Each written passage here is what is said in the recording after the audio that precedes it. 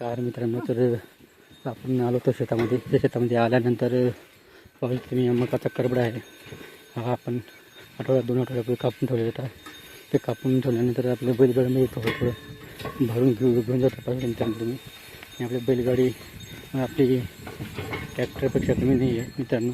बैलगाडी पूर्वीच्या काळात आपण बैलाच्या गाडीने पूर्ण काम केलेले आहेत. तर आता आपण केले पाहिजे जेणेकरून आपले पैसे वाचतील मित्रांनो. ह्या पर्यायाने आपण केले पाहिजे आपले काम बैलगाड्याच्या सहाय्याने. कारण पूर्वीच्या काळात जास्त उपयोग बैलापासून होत होता आणि बैलगाडीपासून होत होता.